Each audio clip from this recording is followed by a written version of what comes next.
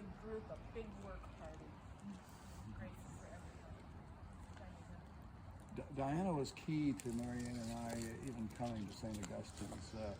We moved back to Bibby Island, to Oak Harbor in 2003 when I retired.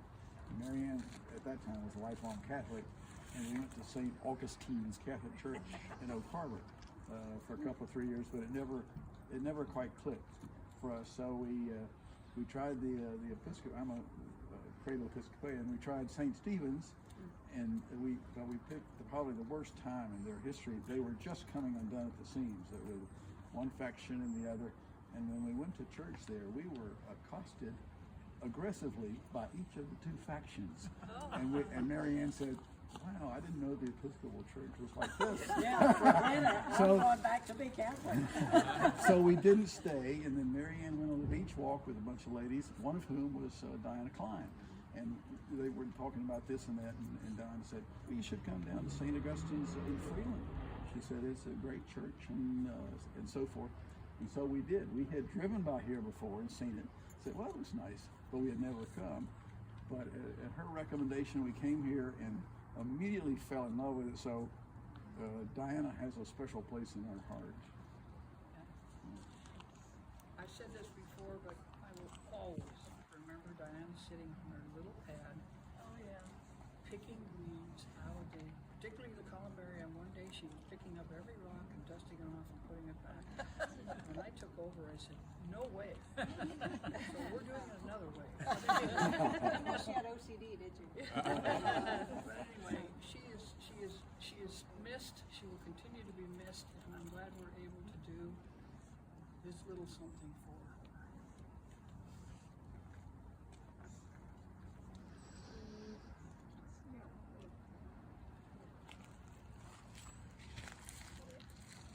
Any comments from the peanut gallery? Well, I remember Diane, one year she got a bunch of gooseberry plants. Remember that? And we were all going to grow gooseberries. So, We got gooseberries from her, yeah, and we grew them. I grew them for a few years, and then we had a bad winter. But I always remember her always asking me, like every Sunday, about how my gooseberries are doing. So it was sort of like our hello on Sunday morning. "Hello, how's your gooseberries?" So I miss her. The gooseberries were connected with the walking garden back here. I'm not sure what you call it, but on the sign, one that had gooseberries, and she couldn't find any gooseberries back there.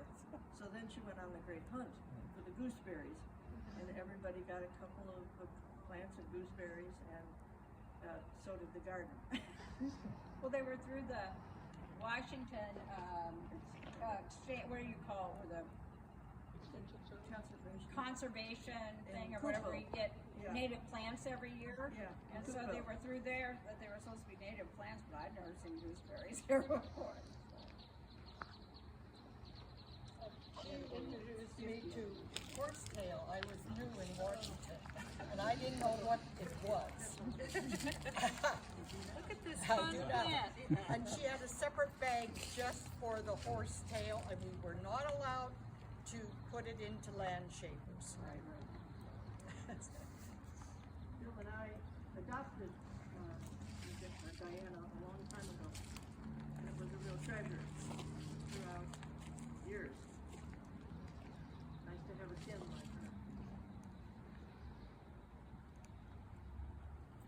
So I want to make sure that everyone knows Linda Klein, one of Diana's 3 children.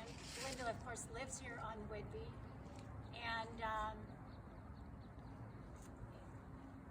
if some of us adopted Diana, she adopted all of us too, so we're all family. And that's good. I'm so glad for that. So before we say prayer together, and Linda, do you want to come put this in the garden with me? That would be, do you want somebody to hold?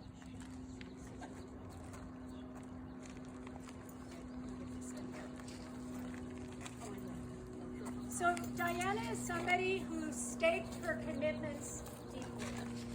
And that's perfect. is a good day to remember where we have staked our commitment. This is for Diana. We're all going to say a prayer of blessing in just a minute.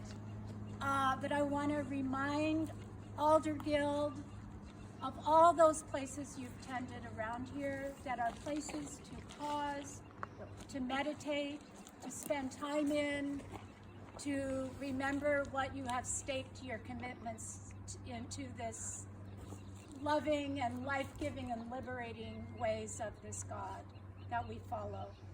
The columbarium, the meditation walk, the compost pile, the places out front. Where are the other places that you've worked this year? The bell. The bell. The leach field. Thank you.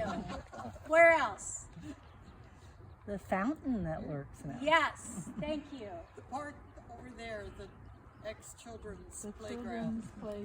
Yes. Former brush up and down the driveway. Rush up and down the driveway. Where else? The forest up there at the top of the hill to the right side. That's right. Yes. Where else? In the building. We're going there next year. All right. Yes, there's more to come. The vision continues. I mean, all of these places are so special, and so we are marking another place with Diana's memory and gratitude. And let us pray this prayer of blessing together. Holy One, bless and protect this garden and all who keep it.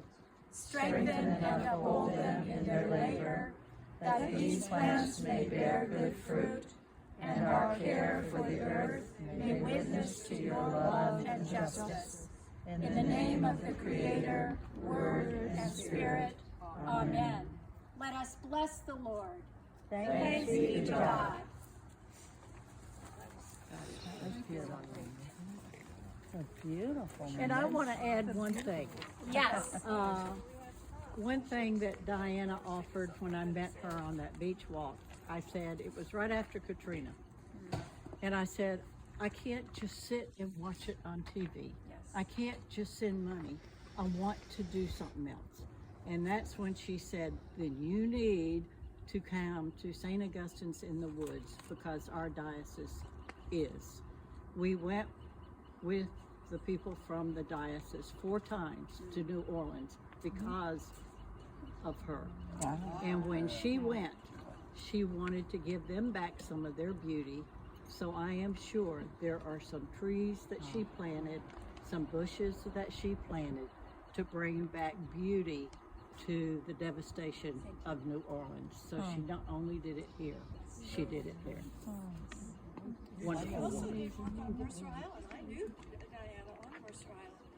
There you had a portion, it was different. It wasn't all like this group does. You were assigned, you accepted a little plot. But anyway, that's where I first met her. And then here again. And actually, she's not the one that got me into the gardening. I'm really not a gardener. This lady during the pandemic said, come and join us. It's a great group, and we can work outside because we were all afraid to be too much inside. So that's how it got going for me. And I think Miss Carol, No matter what the weather. Oh my gracious, I know. I think Miss Carol here was her sidekick. Yeah, she and I actually had a great time starting all these new gardens. There was nothing, and we didn't know where to turn, but we got help from the county as far as things that would go in rain gardens mainly, and we did a lot of work, and it was great. And now it's all different, but that's how gardens evolve. And you're still working. Well, how old did your mom turn in January of 2023? She's born in 35, so she's 88, I guess. She was 88. So one of the last things she said to me was, I'm too young to die. I have so much work to do. Yes. I have too much to do. Yeah. Too much to do. So may that be so for all of us. We should keep sharing stories, but what if we do it inside? How do you feel about that?